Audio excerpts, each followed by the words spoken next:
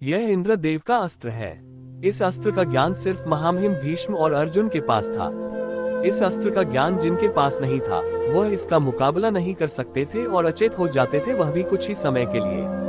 अब दूसरे जवाब में देखा कि किसी ने कहा है कि विराट युद्ध कोई युद्ध नहीं था, इसमें अर्जुन कर्ण के बाणों से घायल हुए और सम्मोहन अस्त्र चला दी जिसका उपयोग नहीं किया जाता क्योंकि इससे पशु पक्षी मर जाते हैं। चलिए इन सब के बारे में भी जान लेते हैं। मैं यह जवाब गीता प्रेस महाभारत के संदर्भ के साथ लिखूंगा ताकि आप भी इन महाशय की गलत धारणा में न रहें। कीचक वध के बाद त्रिगर्ता सम्राट सुशर्मा ने विराट राज्य पर आक्रमण किया और इसी मौका का फायदा लेके कौरवों ने विराट राज्य के गौओं को चुरा लिया था। अब क्योंकि विराट राजा समेत 4 पांडव भाई अर्जुन को छोड़कर युद्ध भूमि में थे, इसलिए अकेले अर्जुन राजकुमार उत्तर के साथ कौरव सेना के साथ युद्ध करने गए ताकि युद्ध जीतकर विराट राज्य के गौओं को बचाकर वापस ले ले। अर्जुन को आते देख पहले ही भीष्म ने दुर्योधन और आदि सेना को गौओं के साथ हस्तिनापुर भेज दिया। अर्जुन इसलिए पहले वहां पहुंचा, दुर्योधन को रोका और विराट के गौओं को दुर्योधन से छुड़ा लिया, जिसके पश्चात गौएं विराट नगर की तरफ भाग गए।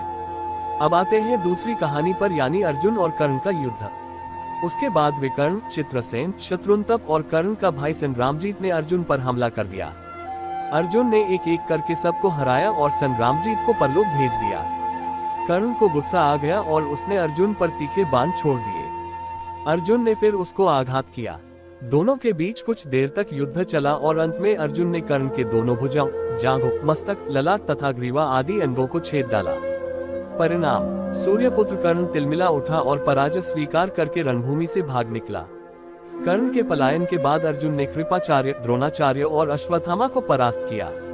अश्वत्थामा का तरकश से बाण खत्म हो गया तो कर्ण फिर से युद्ध करने आ पहुंचा। उसको देख तेजी से अर्जुन उसकी ओर गया। अर्जुन कर्ण के बीच दूसरा युद्ध। अर्जुन कर्ण को उसकी द्युत सभा वाली दुष्टता की याद दिलाए और अपना सामर्थ्य दिखाने को कहा। कर्ण ने जवाब दिया कि पार्थ, अगर साक्षात इंद्र भी तेरे लिए युद्ध करने आए तो भी युद्ध में पराक्रम दिखाते हुए मुझे किसी प्रकार की व्यथा नहीं होगी। अर्जुन ने उससे जवाब दिया, राधा पुत्र, अभी कुछ ही देर पहले मेरे सामने युद्ध से पीठ दिखाकर तू भाग गया था, इसलिए अब तक जी रहा है, किंतु तेरा छोटा भाई मारा गया। तेरे सिवा दूसरा कौन ऐसा पुरुष होगा जो अपने भाई को मरवाकर और युद्ध का मुहाना छोड़कर भाग जाने के बाद भी भले मानसों के बीच में ऐसी डींग मारेगा। तीखे शब्दों के आदान प्रदान के बाद युद्ध शुरू हुआ। दोनों ने एक दूसरे को आघात किया। अंत में अर्जुन ने कर्ण का धनुष काट दिया। कर्ण का चलाया हुआ अस्त्र को भी अर्जुन ने नष्ट कर दिया। कर्ण को बचाने के लिए आए सैनिकों को अर्जुन ने यमलोक भेज दिया। फिर अर्जुन ने कर्ण के घोड़ों को मार गिराए। तत्पश्चात अर्जुन ने कर्ण की छाती को आघात किया जो उसके युद्ध कवच को काटकर उसके वक्षस्थल में घुस गया। कर्ण को मूर्छा आ गई। परिणाम, कर्ण को उस चोट से भारी वेदना हुई। वह युद्ध भूमि को छोड़कर उत्तर दिशा की ओर भाग गया। ये देखकर अर्जुन और उत्तर सिंह नाद करने लगे। कर्ण ने जब दूसरी बार युद्ध भूमि से पलायन किया तब विकर्ण, दुर्योधन, विविंशति सेना के साथ अर्जुन पर आक्रमण कर दी। अर्जुन ने उनको परास्त किया और सेनाओं का वध कर दिया, जिससे युद्ध भूमि में लाल रंग छा गया। दुर्योधन अर्जुन से परास्त होकर युद्ध भूमि से भागने लगा। इसके बाद 2 बार अर्जुन के विरुद्ध कौरव सेना संपूर्ण महारथियों के साथ दुर्योधन, कर्ण, द्रोणाचार्य, दुशासन, कृपाचार्य और भीष्म आक्रमण किए। अर्जुन ने पहले इंद्रास्त्र से उनको परास्त किया। दूसरी बार सम्मोहन अस्त्र का प्रहार किया। कौरव सेना में से सिर्फ भीष्म को छोड़कर और किसी के पास भी उस अस्त्र का तोड़ नहीं था, इसीलिए उस अस्त्र के प्रभाव से सब अचेत हो गए। भीष्म ने जब अर्जुन पर प्रहार किया तब अर्जुन ने उनके घोड़ों को मारकर उन्हें भी घायल कर दिया। अब पढ़ते हैं सम्मोहन अस्त्र के बारे में। उन महाशय का कहना था कि यह वर्जित है और इससे पशु पक्षी को हानि पहुंचती है। सम्मोहन अस्त्र से अचेत सिर्फ वही हुए जिनको इस अस्त्र का ज्ञान नहीं था। पितामह भीष्म को इसका ज्ञान था, इसीलिए वे अचेत नहीं हुए। अगर किसी अस्त्र को बिना किसी विध्वंस के मुकाबला किया जा सकता है तो उसका प्रयोग करना गलत कैसे हो सकता है। पाशुपतास्त्र, नारायण अस्त्र, ब्रह्मशिरा जैसे अस्त्र सबसे शक्तिशाली अस्त्र होते हुए भी इनको चलाना अगर वर्जित नहीं तो सम्मोहन अस्त्र जिससे किसी की जान तक नहीं जाती, वर्जित कैसे हो गया।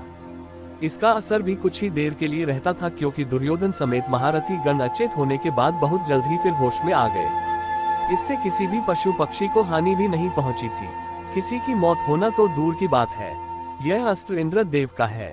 भला किसी देवता का अस्त्र युद्ध भूमि में चलाया क्यों नहीं जा सकता।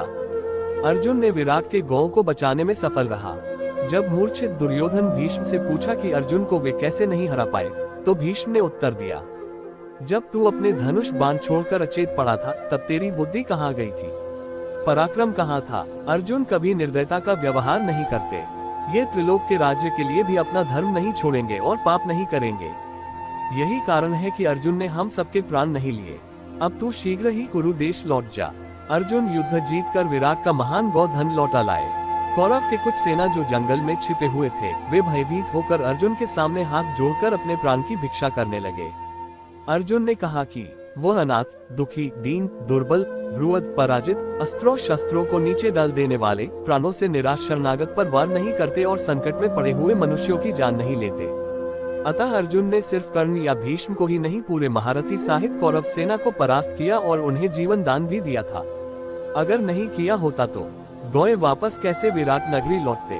भीष्म अर्जुन की प्रशंसा और दुर्योधन को हस्तिनापुर लौटने को क्यों कहते। कौरव सेना अर्जुन के सामने अपनी जान की भिक्ष क्यों मांगते। स्रोत गीता प्रेस महाभारत। संदर्भ Mahabharata with Hindi translation SD Satwalekar, Veda Vyasa SD Satwalekar, free download, borrow and streaming internet archive. सूचना, मेरा संपूर्ण लेख किसी लोककथा पर नहीं, मूल महाभारत किताब पर आधारित है। टिप्पणी करने से पहले कृपया संपूर्ण लेख और संदर्भ का अध्ययन कर ले। मैंने किताब का चित्र और लिंक भी दे रखा है, आप खुद भी पढ़ सकते हैं। महाभारत और गीता संबंधी उत्तर जानने के लिए देखें नरनारायण। जय श्री कृष्ण। दिल विराट पर्व महाभारत का वह पर्व है जिसमें पांडवों के अज्ञातवास का वर्णन मिलता है। विराट युद्ध को हमें सुशर्मा के विराट नगरी के आक्रमण और कौरवों के विराट नगरी के आक्रमण के दृष्टिकोण से देखना चाहिए। सुशर्मा का विराट नगरी पर आक्रमण। कीचक वध के पश्चात दुर्योधन और सुशर्मा विराट नगरी पर आक्रमण करते हैं। पहले सुशर्मा विराट नगरी के गायों का अपहरण करता है और महाराज विराट को बंदी बना लेता है। इसके बाद भीमसेन युद्ध में उससे पराजित करते हैं और महाराज विराट को छुड़ा लेते हैं। युधिष्ठिर के कहने पर वह सुशर्मा को परास्त करके छोड़ देते हैं। चित्र, युधिष्ठिर द्वारा सुशर्मा को अभयदान प्रदान करना। कौरवों का विराट नगरी पर आक्रमण और अर्जुन का अद्वितीय पराक्रम। इसी बीच कौरव योद्धा विराट नगरी में घुस आते हैं और वहां से गोधन का अपहरण करके उन्हें अपने साथ लेकर जाने लगते हैं।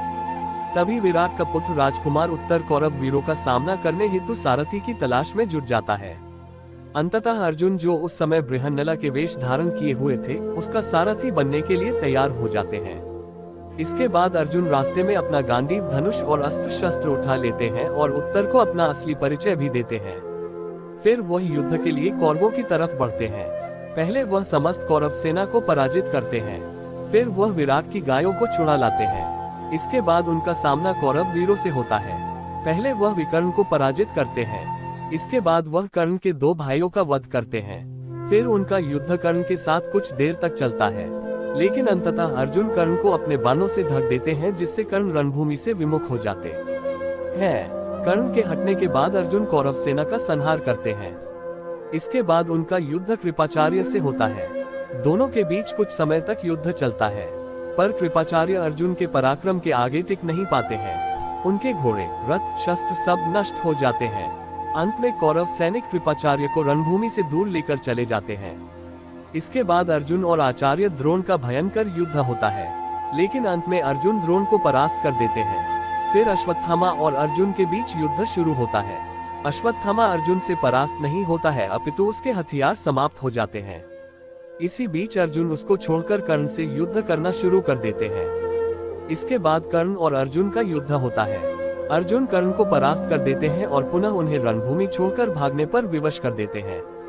इसके बाद वे दुशासन और विकर्ण को परास्त कर उन्हें भी युद्ध से विमुक्त कर देते हैं। इसके बाद अर्जुन तमाम कौरव सैनिकों का संहार कर डालते हैं। फिर दुर्योधन, कर्ण, दुशासन, विंशति पुत्र सहिताचार्य, द्रोण और कृपाचार्य, ये सब महारथी एक साथ अर्जुन पर आक्रमण कर देते हैं।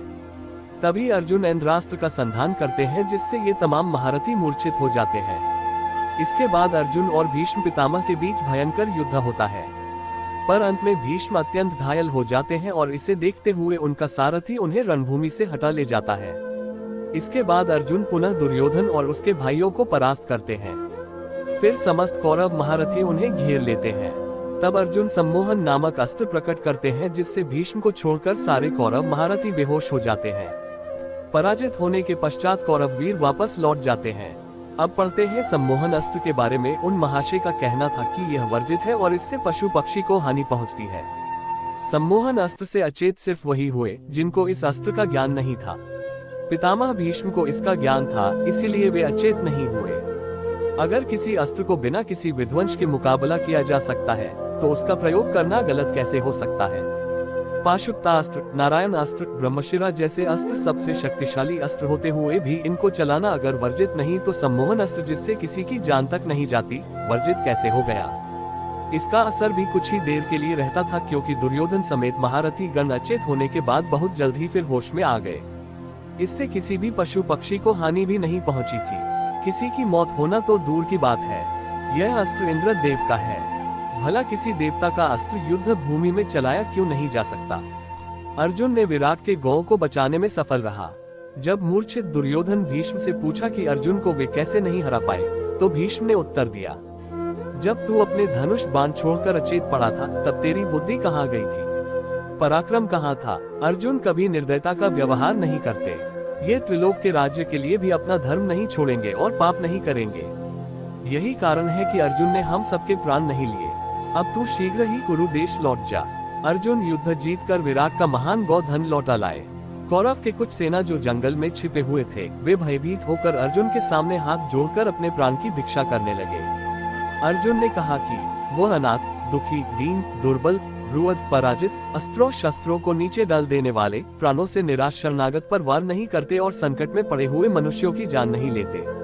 अतः अर्जुन ने सिर्फ कर्ण या भीष्म को ही नहीं, पूरे महारथी साहित कौरव सेना को परास्त किया और उन्हें जीवन दान भी दिया था। जय श्री कृष्ण।